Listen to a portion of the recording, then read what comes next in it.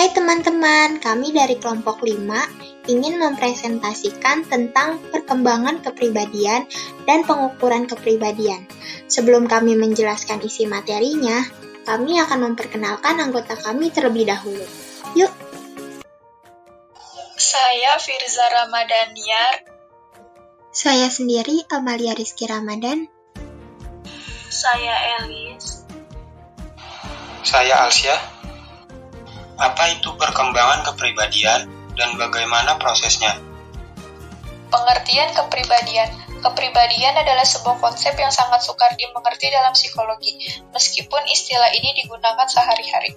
Kepribadian yang sesungguhnya adalah abstrak, sukar dilihat atau diketahui secara nyata. Yang dapat diketahui adalah penampilan atau bekasnya dalam segala segi dan aspek kehidupan.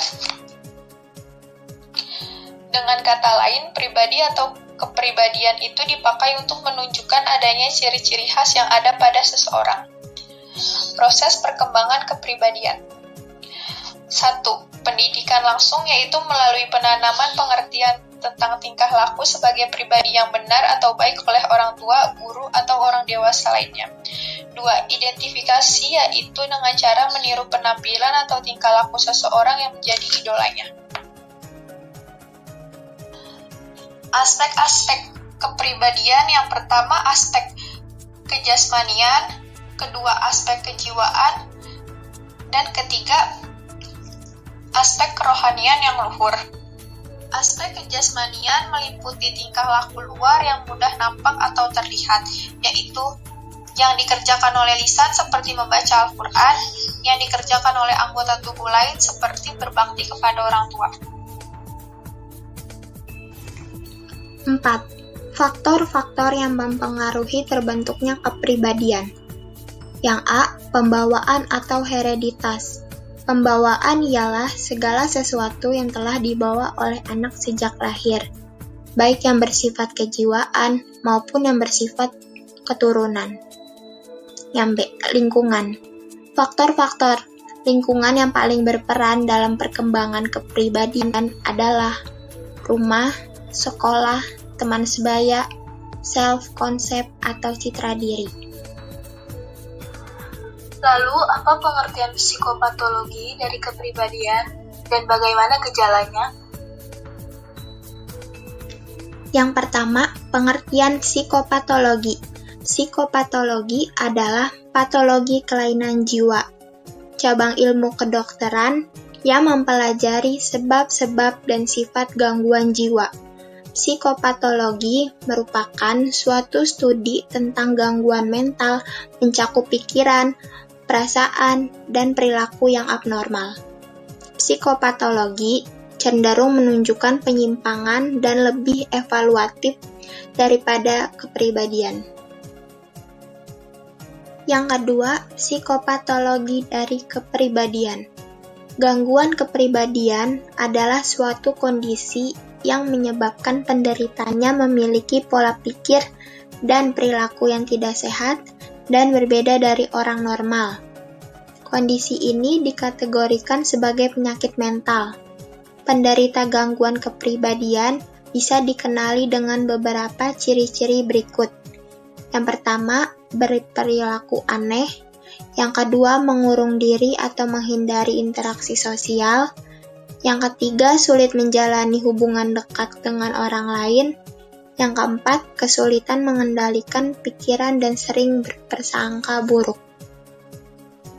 Yang ketiga, ada gejala psikopatologi kepribadian berdasarkan jenisnya. Berdasarkan jenisnya, gangguan kepribadian dibagi menjadi 3 kelompok. Yang pertama ada kelompok A, yaitu 1. Gangguan kepribadian skizotipal, yang kedua ada gangguan kepribadian skizoid, yang ketiga ada gangguan kepribadian paranoid. Lalu yang kedua ada kelompok B, yang pertama gangguan kepribadian ambang, yang kedua gangguan kepribadian antisosial, yang ketiga ada gangguan kepribadian narsistik, yang keempat ada gangguan kepribadian histrionik. Dan yang ketiga ada kelompok C, yang pertama ada gangguan kepribadian dependen, yang kedua ada gangguan kepribadian menghindar, yang ketiga ada gangguan kepribadian obsesif kompulsif. Yang keempat ada penyebab gangguan kepribadian. Kasus gangguan kepribadian umumnya dimulai pada usia remaja dan saat memasuki usia dewasa. Ada beberapa faktor yang diduga dapat memicu atau meningkatkan risiko terjadinya kondisi ini, diantaranya adalah yang pertama, adanya kelainan pada struktur atau komposisi kimia di dalam otak. Yang kedua, adanya riwayat gangguan kepribadian atau penyakit mental di dalam keluarga. Yang ketiga, adanya menghabiskan masa kecil di dalam kehidupan keluarga yang kacau. Yang keempat, perasaan sering diabaikan sejak masa kanak-kanak. Yang kelima, mengalami pelecehan sejak kanak-kanak baik verbal maupun fisik. Yang keenam, ada tingkat pendidikan yang rendah. Yang ketujuh, ada hidup di tengah-tengah keluarga berekonomi sulit. 5. Pengobatan gangguan kepribadian. Cara utama dalam menangani gangguan kepribadian adalah melalui terapi psikologis atau kejiwaan di bawah bimbingan psikiater. Terapi psikologis terdiri dari 3 jenis, yaitu pertama, terapi perilaku kognitif. Terapi ini bertujuan mengubah cara berpikir dan perilaku pasien ke arah yang positif. Terapi ini didasarkan kepada teori bahwa perilaku seseorang merupakan wujud dari pikirannya. Kedua, terapi psikodinamik.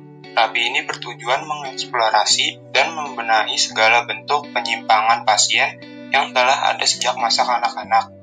3. Terapi interpersonal.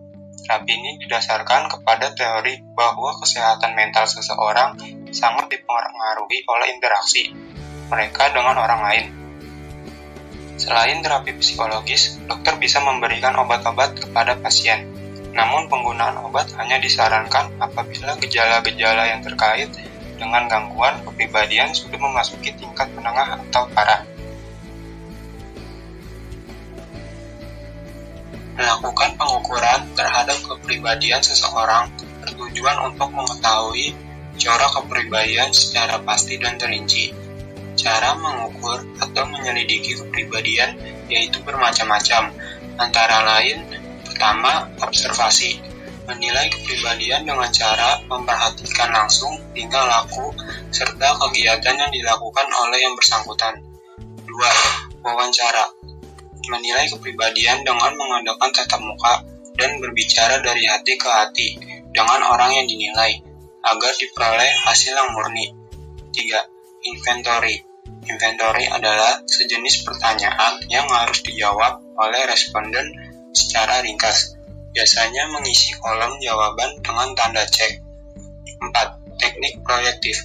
Orang yang dinilai akan memproyeksikan pribadinya melalui gambar atau hal-hal lain yang dilakukannya. 5. Biografi dan autobiografi. Riwayat hidup yang ditulis oleh orang lain dan ditulis sendiri dapat juga untuk menilai kepribadian. 6. Catatan harian. Catatan harian seseorang berisikan kegiatan yang dilakukan sehari-hari, dapat juga dianalisis dan dapat juga dijadikan bahan penelitian kepribadian seseorang. Sekian dari kelompok kami. Wassalamualaikum warahmatullahi wabarakatuh.